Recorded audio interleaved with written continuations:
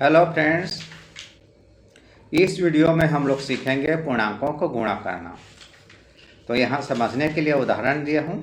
संख्याओं के दो जोड़े हैं। पहला जोड़ा है 5 और 8। 5 और 8 का गुणा करते हैं, जैसे प्राकृतिक संख्या में गुणा करते हैं। हम लोग को मालूम है 5 अट्ठे 40। अब हम लोग पहली संख्या को धनात्मक लेते हैं, पहली संख्या को ऋणात्मक लेते हैं, दूसरी संख्या को धनात्मक रहने देते हैं। यहाँ पर क्या है, दोनों संख्याएं अलग अलग चिन्हों की है, तो इसको हम लोग गुणा करेंगे तो ये उत्तर जो है माइनस में आएगी, तो ये हो जाएगी -40। पहली संख्या को धनात्मक रहने देते हैं, दूसरी संख्या को ऋणात्मक। यहाँ पर भी दोनों संख्याएं अलग अलग चिन्हों के हैं, तो उत्तर माइनस में आएगी। हम लोग को मिल जाएगी 5 अट्ठे 40 -40।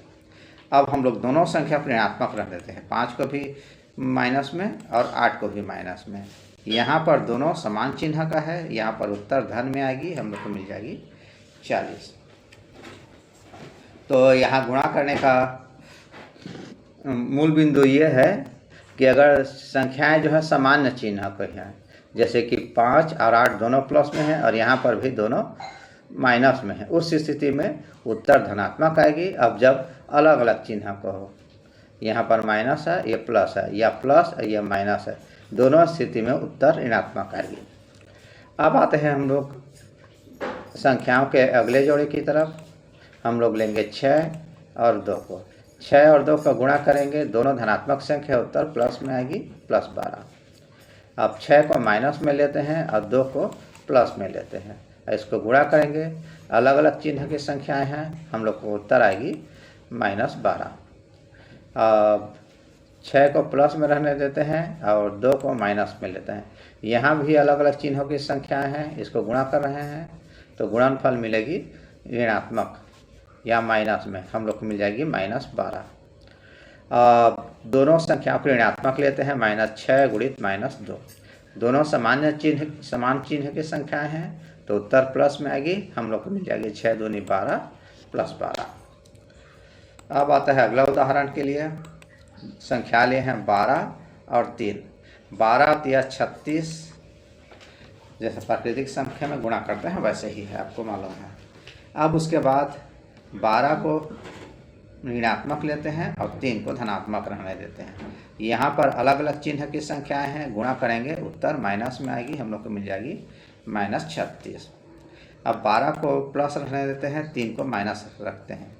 यहाँ पर भी अलग अलग चिन्ह की संख्या है, तो 12 या 36, उत्तर ऋणात्मक में है, हम लोग को मिल जाएगी -36। अब 12 और 3 दोनों को ऋणात्मक लेते हैं, -12 गुणित -3। यहाँ पर दो ऋणात्मक संख्या को गुणा हो, उत्तर आएगी प्लस में, 12 या 36। अब एक और उदाहरण लेते हैं 16 और 4 का। 16 से 16 का गुणा करते हैं, 16 चौक 64। अब ये 16 को माइनस में लेते हैं, 4 को प्लस में। यहाँ अलग अलग चिन्ह का है, उत्तर ऋण में आएगी, हम लोग को मिल जाएगी -64। अब 16 को प्लस में रहने देते हैं, 4 को माइनस में। यहाँ पर भी अलग अलग चिन्ह की संख्या है, उत्तर आएगी माइनस में, हम लोग को मिल जाएगी -64।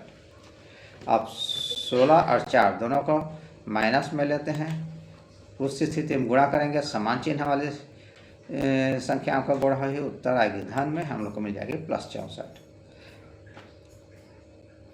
इसी तरह आप लोग आगे प्रैक्टिस कीजिएगा। नीचे डिस्क्रिप्शन में प्रैक्टिस के लिए लिंक दिया गया है, वहाँ जितना प्रैक्टिस करेंगे आपको आसान लगेगी। अब आप लोग के पास कोई कन्फ्यूजन नहीं रहेगी। आज के वीडियो में इतना ही। Thank you.